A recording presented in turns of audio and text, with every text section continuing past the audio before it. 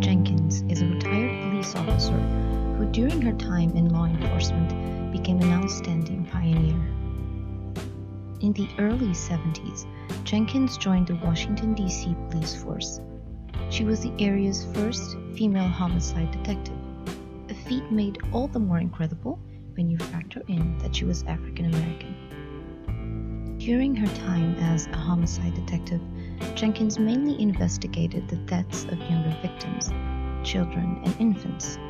These were the types of cases her male colleagues couldn't seem to stomach. One of those heartbreaking cases stood out, however, most remarkably because it wasn't even a case she was directly involved with, but rather one she watched unfold from afar. The case continues to haunt her even 2 decades after her retirement. On April 25, 1971, a Sunday which was described as being unusually warm for the springtime, Carol and her siblings were inside the apartment in Washington, D.C. Their mother, however, was a strict disciplinarian and whilst away, forbade her kids from leaving the house in her absence for any reason.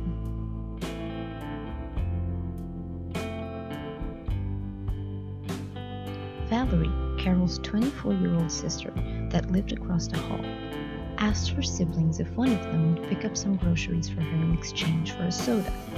Carol complied, took the $5, and made her way to the nearest 7-Eleven, just down the street. On her way, Carol actually came across her mother, who warned her of the incoming punishment for defying her rules. The young child was still allowed to continue her small grocery run. Here is where her path becomes entrapped by uncertainty and evil. Carol made it to the 7-Eleven where she purchased bread, TV dinners, and some soda. She left the store and was seen by another kid, groceries in hand.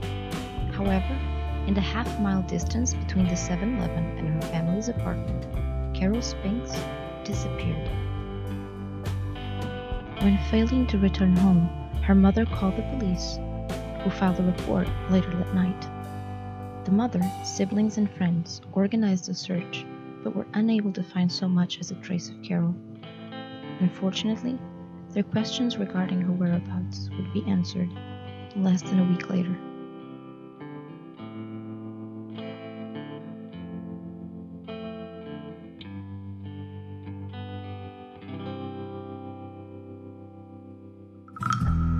Saturday, 6 days after Carol's disappearance, a group of kids were playing in a grassy area behind St. Elizabeth's Hospital, less than a mile away from where she disappeared, when one of them came across the body of a young woman.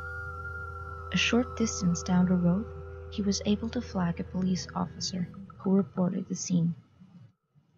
The remains of the young victim were brought in for autopsy and positively identified as Carol Spinks. She was found wearing the same clothing she disappeared in, except for her shoes, which were missing and most unusual. Further examination of her body showed that she had been sexually assaulted and sodomized whilst alive. Before taking her life still, the murderer brutalized her also, autopsy showing she had been hit in the face more than once. There were also cuts in various parts of her body, in particular her face, torso, and arms. In the end, the cause of death seemed to be strangulation. In addition to all of these heartbreaking and violent details, it was also found that Carol had likely been kept alive for a few days after she had been gone, as they found that her body had only begun decomposing 2 to 3 days before her discovery, which adds abduction to murder, as she had been gone close to a week at this point. Few evidence was found on her remains, but perhaps a single green fiber that police officers associated with a vehicle or a carpet of some kind. It would prove to be a minuscule lead, and the investigation began to stretch out over several weeks.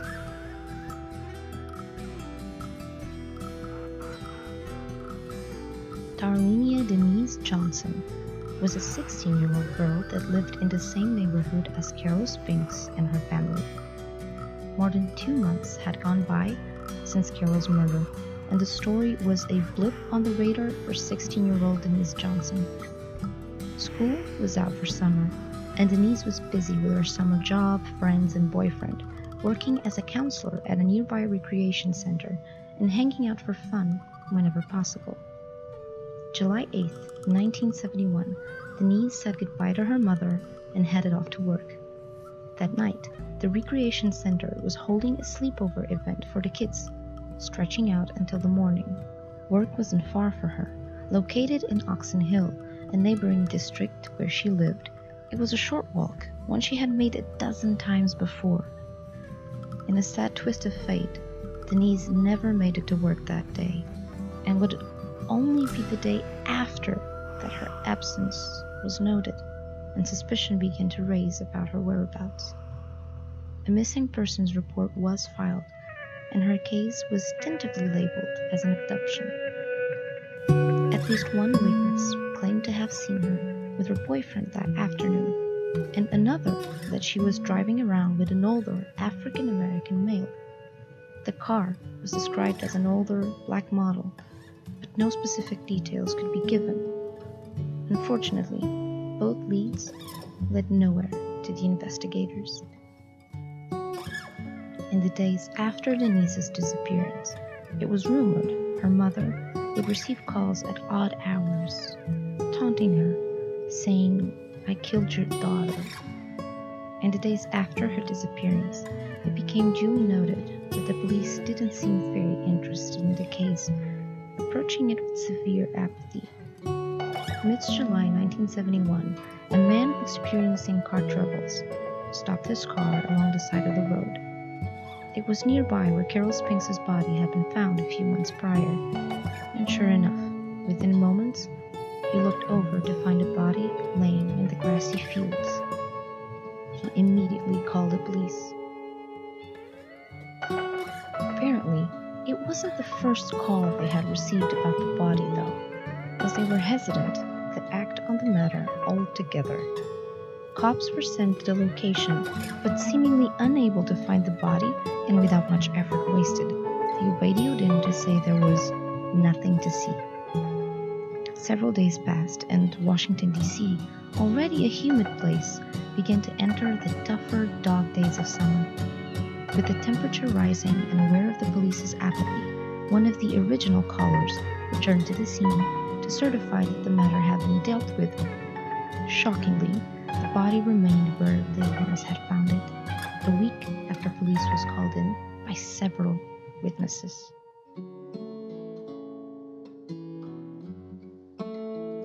The summer heat was beginning to take its toll, yet the body remained untouched.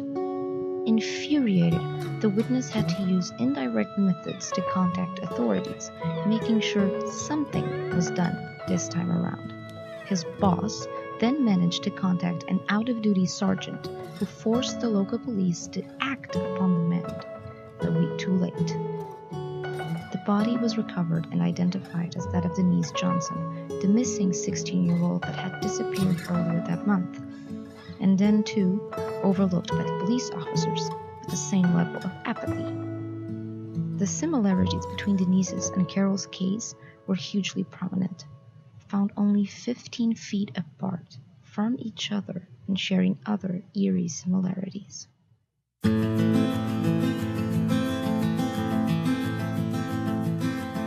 Most uncanny of all was the fact that both girls had been discovered wearing the same clothes once they disappeared, an exception to the shoes, which in both cases were strangely missing. An autopsy was conducted, but faced with her severely decomposed body due to the police's inefficacy, they were unable to determine if she had been sexually assaulted. Further still, unrecognizable, she had to be identified through her fingerprints. The coroner was only able to loosely point out at strangulation as cause of death. This too showed similarities between Carol and Denise, and could mean that she, too, could have been sexually assaulted, though forever a mystery as the police chose to not approach the case in a timely manner.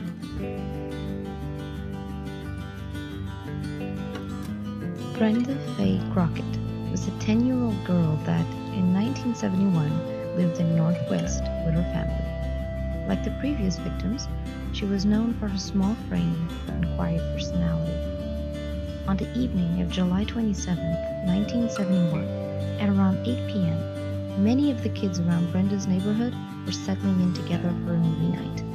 She, however, was sent out for some groceries by her mother.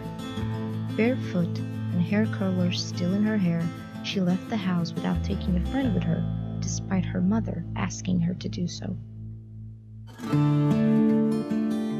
Apparently unable to reach the store, when she failed to return home, her family began conducting a search for her throughout the neighborhood, knocking on doors and making calls to anyone Brenda knew. While most of the family was out and about, trouble began brewing at home. Brenda's 7-year-old sister, Bertha, was safe at home while her family scoured the neighborhood. Although she was nervous and restless, while slightly unaware of the severity of the situation, the phone rang and she answered it, just like any kid would. On the other line, she heard her sister's voice. Bertha recalls how her older sister sounded distracted on the phone, crying at the other end, scattered thoughts laying about. A white man picked me up, and I'm heading home in a cab. Brenda then told her sister that she was in Virginia and hung up.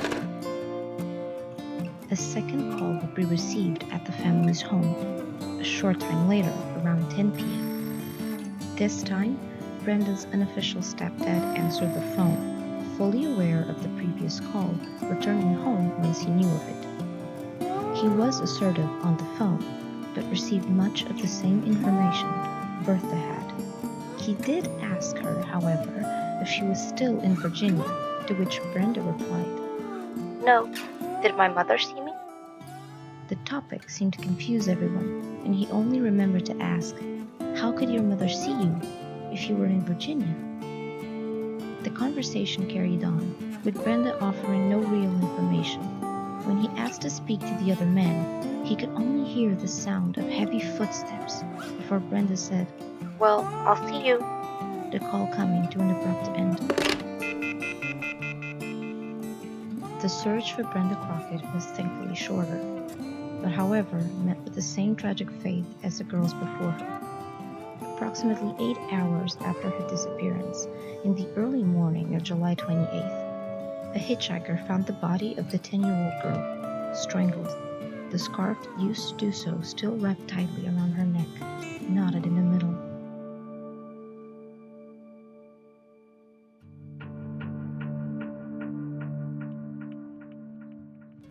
Notably, her body seemed to have been washed prior to its abandonment alongside Route 50, most likely to wash away any remaining traces of her cruel fate in the perpetrator's hands. Additionally, green fibers were again discovered amongst Brenda's remains, like Carol before her, linking both cases without a doubt. And like her calls had said, Brenda was found not far away from home, and investigators were able to conclude that it was unlikely for the now serial killer to be a white man either, as it was almost certainly a weak diversion attempt on his part. One could imply that with Brenda's last words in her call, the reflexive "I'll see you," she could have been close to home, perhaps even that she might have known her abductor. With the victim being found only 8 hours after the disappearance, and like the ones before, the endeavor gets stained with a sense of urgency and rush. Perhaps he had acted too close to home and wished to undo the clues he had already left behind.